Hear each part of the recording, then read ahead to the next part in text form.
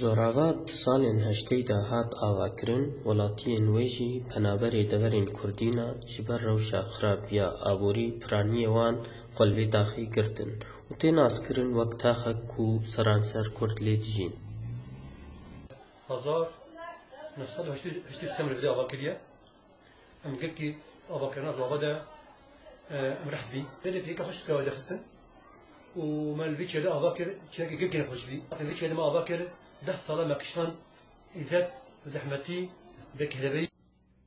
Zorava sînga xwe vekir ji penaberên deverê Şamiyê din çi ji Kurdan çi ji Ereban tevlî ku car caran dadarî ji vê tevhediyê dîtin û di hêla piştgiriya şoreşê de û tev got xelkên zorava newek taxên Şamiyê din tevlî şoreşê bûn lê tevgera ciwanan gelek piştgiriya şoreşê kirin xwe nîşandanan derketin û navê tax û deverên şoreşger bilind kirin.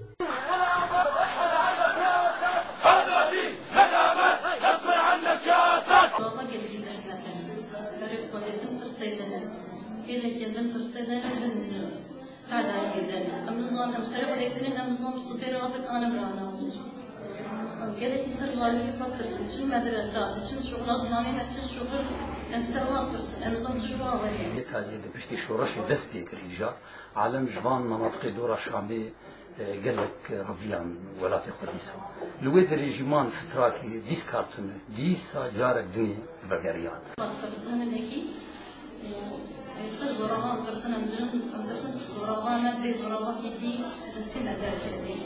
Rêbend û çekdarên rejîmê hêjî astengiya peyda dikin, zehmetiyan jî çê dikin.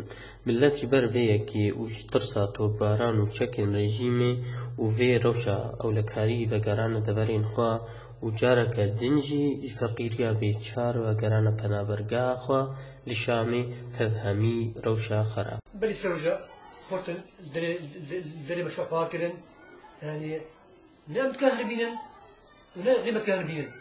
Ne de kuzber bintin sereve mefraka hane efkesi xudi çeka redene aslında garjetken